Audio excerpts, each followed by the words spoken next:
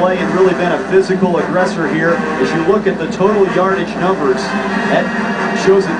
What they've done right there. Yeah, it's a tale of two halves. Arizona State came out throwing the football well. They were running the football well in the second half. UNLV just had Arizona State on its heels, and they were able to push the pace against the Sun Devils. And now we got a 20-20 tie-in. They're going into overtime. So UNLV came out to play in the second half. JJ, what's up? These running backs coach Kenneth Cook told me before the game, yeah, their best defense might be their offense. They were going to try to pound the ball, and that's been evident, guys. 32 minutes they have possessed the ball to ASU's 27, so they came in knowing they wanted to run it with Frank the Tank, and they've done that so far, and that's why we're in OT. First possession of the first overtime from the 25-yard line. Frank Summers standing next to Omar Clayton, the sophomore quarterback. The Tank will get it straight ahead, and he's down to the 23. If there's an advantage, from a special team standpoint with kickers, it goes to ASU, obviously. Thomas Weber, the Luke Rose Award winner. Watson and Jekyll are both guys that have limited experience kicking. You definitely want to have an experienced kicker in a situation like this, because if it goes down to a field goal, you want to make sure you got a man who's going to make it. Summers now, you see, over the century mark. That's his 5th career 100-yard game. Clayton tries to shovel it, and it's fumbled, and it's recovered by ASU. No, they're going to call it complete. It is not a fumble, it is a shoveled pass. Incomplete pass. Quarterback's arm is going forward in a shovel pass. This creates a lot of controversy, but it is technically a pass. So therefore, if the ball comes out of the quarterback's hand, it's a pass. It hits the ground, it's not a fumble. It is considered a pass like any other pass. Here's a look. So you see his arm going forward, that's considered a forward pass, so it's not a fumble. Looked for a moment like he hit the arm before the ball came at him, but clearly you can see there he got the pass off. It's 3rd down.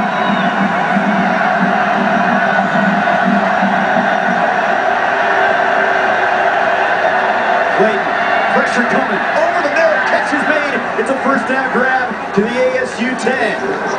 Called in by Ryan Wolf, their go-to guy, and they have a first down and goal now. Troy Nolan was coming in on the blitz. Yeah, again, defensively for the Sun Devils, got to find a way to solve this riddle tonight that's been the UNLV offense. They're running that spread, they blitzed on that play, trying to get pressure on the quarterback. The quarterback's still able to deliver the football to Alan Wolf. So watch. Quarterback knows he's going to get hit, but still able to deliver the football. It's a veteran move by Mark Clayton. Payne, Wolf, and Flair are split to the near side. First and goal for the Rebels. First possession of overtime. Option pitch to the Tank, and Summers is knifed down after a couple-yard pickup. Colin Parker coming in. The weak side linebacker, redshirt freshman with a tackle. There's a look at number 21. His dad, Anthony, great player at ASU and in the NFL. This is what the Rebels have just been able to do in the second half and now in overtime, is just be able to be effective on first down and be able to get positive yards and open up the run with Frank Summers, and Omar Clayton's been doing a phenomenal job of delivering the ball to his receivers. So look at Summers. He had 190 yards against Utah last year, having one of the best games of his career. Second down on the 8-yard line. Clayton pump fake over the middle. It's deflected. It's tipped. It's caught by UNLV. Hauled in by Wolf off a double deflection. They still have the football at the 3-yard line. That was a close call because Alan Wolf almost came down with that football. He did come down with that football, but he started to lean backwards like he was going to try and splash in the end zone. As you watch, the ball is tipped. Quarterback throws the ball. It's tipped. Nolan tipped it. Look at the tremendous concentration by Wolf just being able to come down with it. I think he got a little distorted. It looked like he was trying to lean backwards. Here's the reaction from Clayton. Tipped by Nolan. Singfield had a chance at it, but it's 3rd down and goal now for the Rebels at the Devils' 3-yard line. Trying to strike first. First possession, first overtime. Clayton on the play-action fake. Throws for the corner, and it's incomplete. Well over the head of his intended receiver. Nolan was coming in on the blitz. He wanted Flair in the corner. This brings up a 4th down for the Rebels. A tough decision for Mike Sanford here. He's going to have to kick the field goal, because in essence, if they do not, they just open up the door for ASU to just kick with Thomas Weber. So UNLV now going to kick the field goal, get the points. But a good job by Arizona State's defense to be able to keep them from scoring that touchdown. Watson has already connected from 20 yards here in the second half. 2 for 2 on the year. Trying to give the Rebels the lead here in the first overtime. 20-yarder. straight away, and the kick is through there. So UNLV gets points on their first possession, and Mike Sanford's team now in front 23-20. If you're Mike Sanford, you got to be really proud of the way your team has played tonight. They just came out here and they came to play football tonight, folks. The Rebels came to town, they were focused, and they just pushed the pace to ASU. Now, the question is going to be, how is Arizona State going to respond? They got to come out, they got the ball now, it's on the 25-yard line, they got to score a touchdown to come out here with a victory. Look at Carpenter's numbers. He's had better games. They focused on the running game tonight. That's what UNLV has given them. And he can lead this team to victory with a touchdown in this drive. They start from 25. Their first possession of the first overtime. Hand off to Nance. Straight ahead, and he slams down to the 22. It has not been easy between the tackles of late. Thor Peely, senior end from Orem, Utah, on the tackle. Typically during the course of the game, because the defensive staff they're going to make adjustments on the sidelines. That's why players usually meet at the bench with the coach so they can make those adjustments to whatever it is they're seeing in the field. And UNLV's been able to adjust, and Arizona State would adjust, and UNLV would adjust.